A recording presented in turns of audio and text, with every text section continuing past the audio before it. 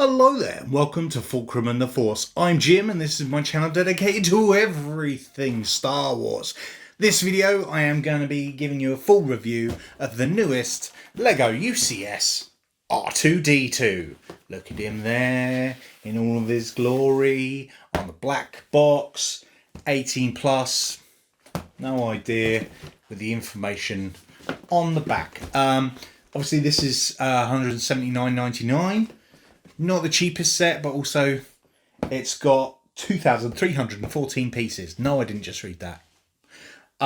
So it's quite a big set. Your standard UCS 180 quid set, really. Not your 300 or your crazy 650 or anything like that. One of the cheaper ones. This is the world we live in, where this is classed as cheap. Anyway, enough of this. This is just a box. But I've built it. Let's have a look now. And so here he is in all his astromech glory.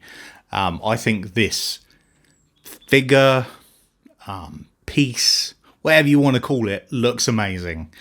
I'm so impressed with how well they've managed to make him look completely and utterly like R2.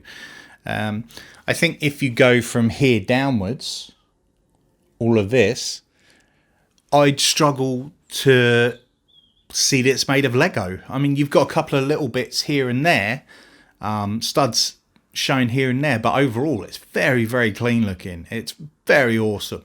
The only time you really can tell is up here at the head.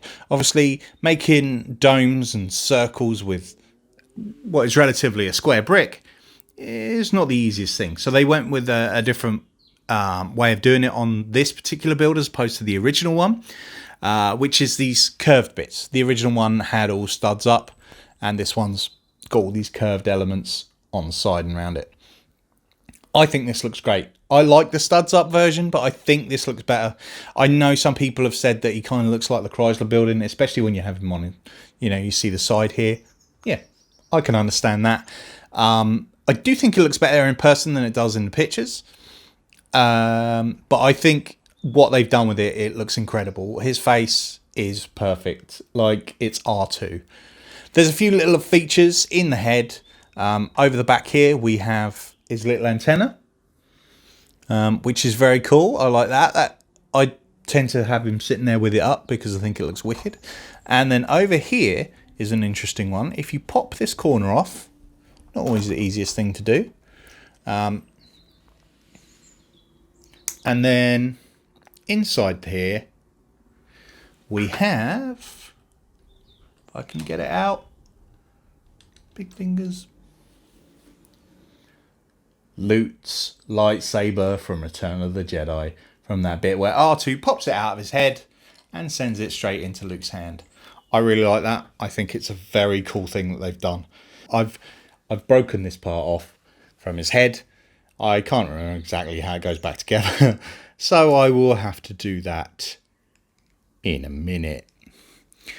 I'm just going to leave it there. So he's just going to have a hole in his head. But yeah, I find this is probably the hardest part to deal with, because sometimes the saber doesn't go far enough down and it kind of sticks up a little bit, but then if you push it too far down, or if you change the angle of it, it can get stuck in there. So it's a very cool little feature. I kind of wish they'd made it easier to get it in and get it out. Maybe even like if they'd had some kind of button that you could press that would actually ping it out. I think that would have been cool. Anyway, aside from that, what other features does R2 have? Well, if you spin him around, his legs look amazing. Spin around, he's got these two little bits that you can press on the back. And what they do is they open up his arms on the front. That's one. That's another one.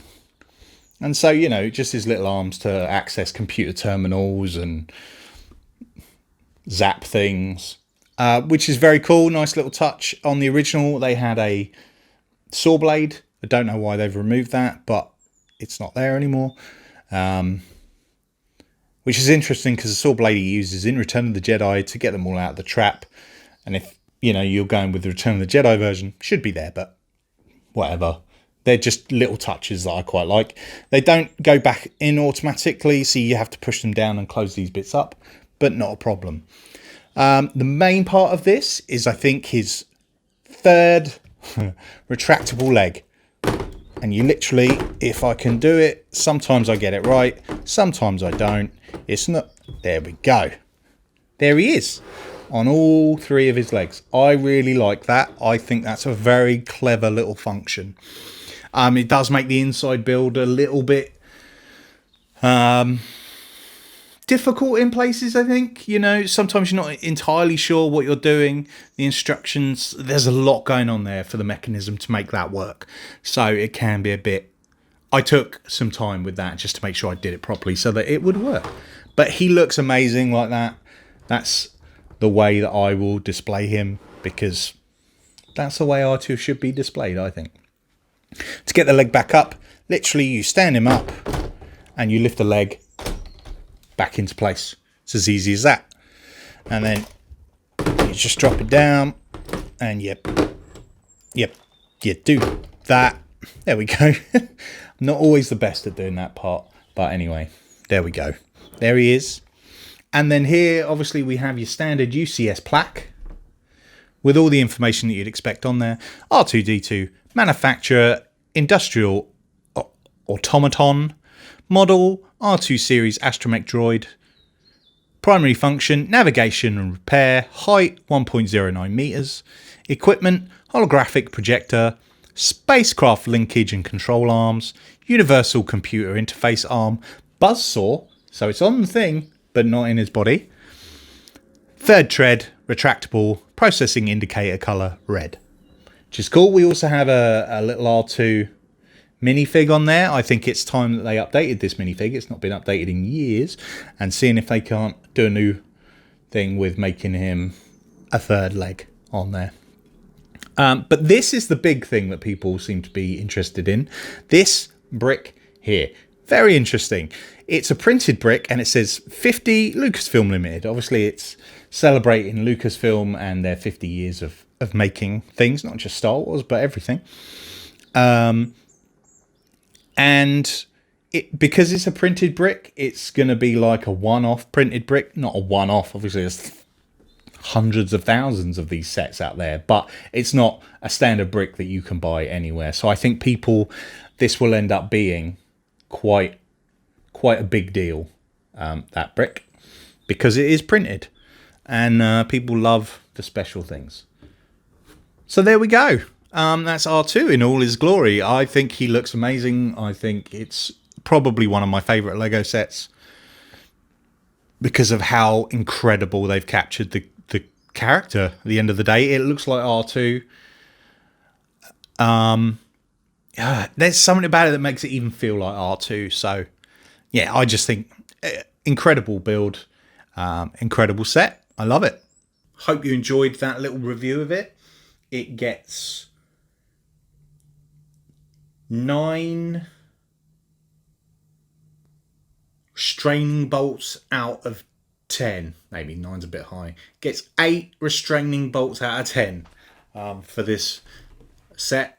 I would be intrigued to see if they ever are going to do a C-3PO big set. That'd be quite an interesting set, especially all in gold. Or if they're going to do more droids. I'm not sure what... I mean, to be fair, we do need a chopper. A chopper of that size. That would be excellent. But yeah, thanks for watching this video. Please subscribe, like this video, share this video on Star Wars places, you know, the Facebooks and the Twitters and whatnot. It's just, you know, a bit of Star Wars fun for everyone. And that's it. I've been Jim. Until next time, don't forget we are one with the Force, and the Force is with us.